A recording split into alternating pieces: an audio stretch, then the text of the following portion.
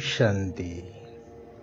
सत्पिता सत्शिक्षक सद्गुरुंकर सत्यनिष्ठ आत्मिक संतान मानंकु हृदयर सहित शुभाभिनंदन, शुभेच्छा, सुप्रभात, सुस्वागतम।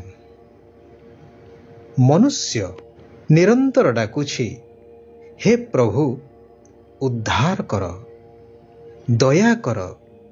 आपणक छड़ा ये संसार रे मोर आउ केही नाही। हेले सारा विश्व रचयिता मनुष्य मानंकर आकुल चित्कार को शुणी जेतेबेले स्वयं सृष्टिकर्ता एई धराधाम को आसुछंती सेतेबेले छार मनुष्य तांको चिन्हि ही पारु नाही। एथिरे भगवान बा कोन करि परिबे? विज्ञानर विकास सह मनुष्य विश्वर अनेक अनालोचित असंभव कार्य को संभव करि पारुथिबा बेले निजको तथा निजर वास्तविक पितांको चिन्हि न पारिबा एहाठारु बड़ विडंबनार विषय आउ कोन हेई पारे? सागर कूଳରେ बसी तृषार्त रहिला भଳି भगवानଙ୍କୁ एठी सेठी सर्वत्र कही धाई बुलुछि जे धाई बुलुछि, सेपटे आस आस बोली चित्कार करुछि। एहार तो कौनसी अर्थ ही बाहरु नाही। जदि गछ माछ पानी पथर सबुथिरे अछंती डाकिबार कोसी आवश्यकता नाही। आपणा छाए मनीष मुक्ति पाई परिबो, सर्वकार्य सिद्धि हेई परिबो। कहानीटीए मने पड़े। थरे नदी पार हेउथिबा 4 जण बंधु जे कि 4 धर्मर थिले, हठात नदी रे बन्या आसिला। डंगा दोहलिबाकु लागिला। एहा देखि समस्ते विचलित होई गले। प्रत्येक धर्मावलंबी निजर धर्म पितांको डाकिबाकु लागिले। हिंदू निजर आराध्य देवी देवंको आराधना करिबाकु लागिला। हे प्रभु महावीर मते उद्धार कर, हे गणेश महाप्रभु मते उद्धार कर, हे कार्तिकेय मते उद्धार कर। एही भली भावरे डाकी चलिला। शेषरे जेतेबेले नदी रे से बुड़ी गला, भगवानक पाखरे जाई फेराद हेला कि प्रभु मु आपन को एते आकुल निवेदन जो कली, हेले मते आपण उद्धार कले नाही। गणेश कहिले, अरे बाबू मते तो डाकिल, मु बाहरिला बेलକୁ तुमे हनुमान को डाकिल।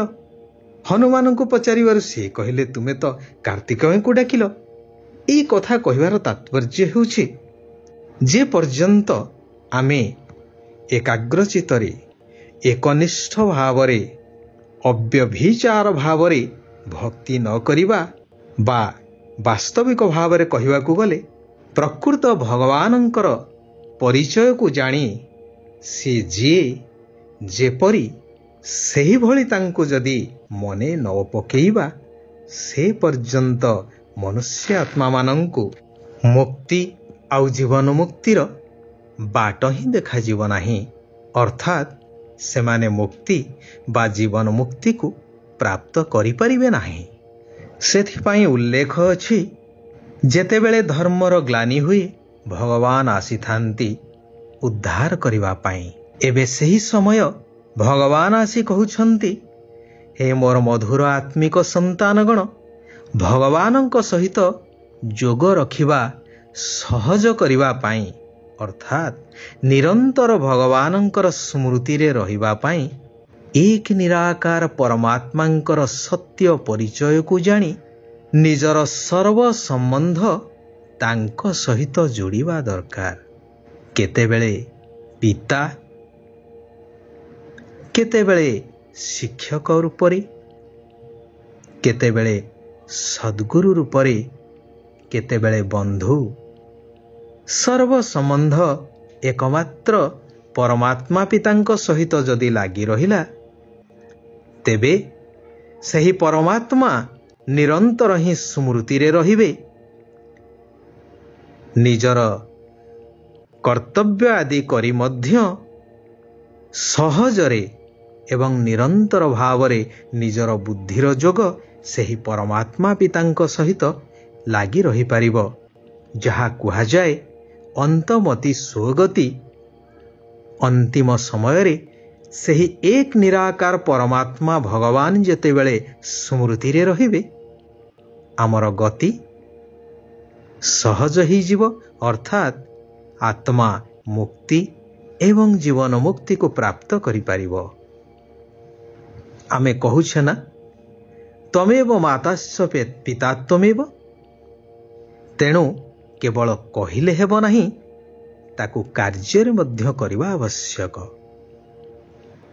ସାରା ବିଶ୍ୱରେ ଡେଙ୍ଗୁରା ପିଟ, ଅର୍ଥାତ୍ ସନ୍ଦେଶ ଦେଇ ଚାଲ କି ଏଇ ଦୁଃଖ ଦୁନିଆରୁ ମୁକ୍ତି ପାଇବା ପାଇଁ ବର୍ତ୍ତମାନ ମୁକ୍ତିଦାତା, ଜୀବନ ମୁକ୍ତିଦାତା, ପତିତ ପାବନ, ସୁଖ ଶାନ୍ତିର ସାଗର, ସେହି ସୁଖ ଶାନ୍ତିର ଦୁନିଆ ଅର୍ଥାତ୍ ସ୍ୱର୍ଗ ରାଜ୍ୟର ସ୍ଥାପନା କରିବା ପାଇଁ ଆସିଛନ୍ତି ଏବଂ ଆତ୍ମାମାନଙ୍କୁ ସମ୍ପୂର୍ଣ୍ଣ ଦୈବୀ ଗୁଣ ସମ୍ପନ୍ନ କରାଇ, ସମ୍ପୂର୍ଣ୍ଣ ପବିତ୍ର କରାଇ ସେହି ପବିତ୍ର ଦୁନିଆକୁ ନେଇଯିବା ପାଇଁ। ତେଣୁ ସେହି ପବିତ୍ର ଦୁନିଆ ବା ସୁଖ ଶାନ୍ତି ଦୁନିଆରେ ଆସିବା ପାଇଁ, ସେଠାକାର ମାଲିକ ହେବା ପାଇଁ ସ୍ୱୟଂ ସର୍ବଶକ୍ତିମାନ ନିରାକାର ପରମାତ୍ମା ପିତା ଯେଉଁ ସହଜ ରାଜଯୋଗକୁ ଶିକ୍ଷା ଦେଉଛନ୍ତି, ତାହାକୁ ଆସି ଶିକ୍ଷା କର।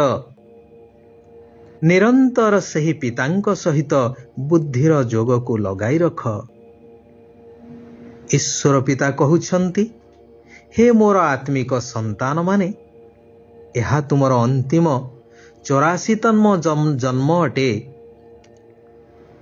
ଏହି ଶେଷ ଜନ୍ମରେ ସମ୍ପୂର୍ଣ୍ଣ ପବିତ୍ର ରହି ନିଜର ଘର ଗୃହସ୍ଥକୁ ସମ୍ଭାଳି ମୋ ସହିତ କେବଳ ବୁଦ୍ଧିର ଯୋଗକୁ ଲଗେଇ ରଖ।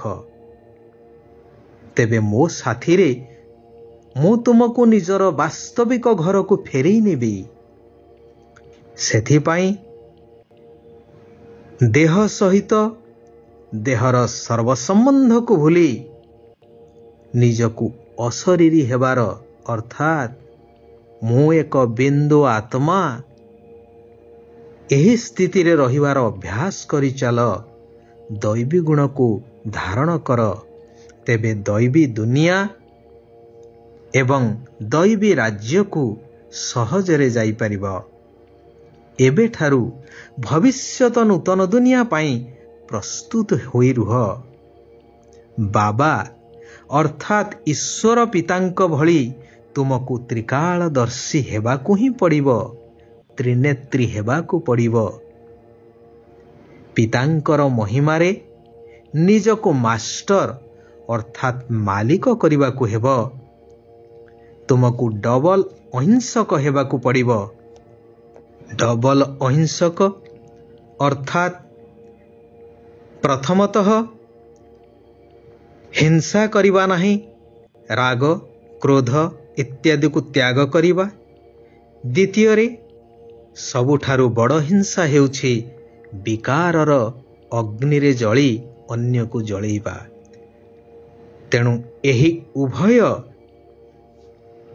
ହିଂସାକୁ ପରିତ୍ୟାଗ କରି ଡବଲ ଲାଇଟ୍, ଏକ ତ ପବିତ୍ରତାର ପ୍ରକାଶ, ଦ୍ୱିତୀୟରେ ହାଲୁକାପଣର ବା ନିମିତ୍ତପଣର ଅଭ୍ୟାସୀ ହେବାକୁ ପଡ଼ିବ।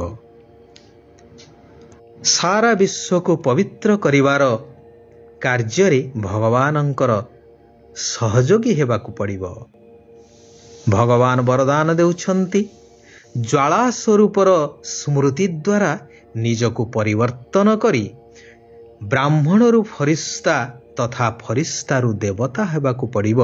ଯେପରି କୌଣସି ଜିନିଷକୁ ନିଆଁରେ ପକାଇଦେଲେ ତାର ନାମ, ରୂପ, ଗୁଣ ସବୁକିଛି ବଦଳିଯାଏ, ସେହିଭଳି ତୁମେ ଯେତେବେଳେ ବାବାଙ୍କ ସହିତ ଯୋଗ ରୂପୀ ଲଗନର ଅଗ୍ନିରେ ବୁଡ଼ି ରହିବ, ତେବେ ସେତେବେଳେ ଆତ୍ମା ସମ୍ପୂର୍ଣ୍ଣ ପରିବର୍ତ୍ତନ ହୋଇଯିବ। ଶକ୍ତିଶାଳୀ ଆତ୍ମା ତାକୁ କୁହାଯିବ, ଯିଏ ଯେବେ ଇଚ୍ଛା ସେବେ ଶୀତଳ ସ୍ୱରୂପ ଏବଂ ଯେବେ ଇଚ୍ଛା ସେବେ ଜ୍ୱାଳା ସ୍ୱରୂପ ଧାରଣ କରିପାରୁଥିବ। ଆଚ୍ଛା, ଓମ୍ ଶାନ୍ତି।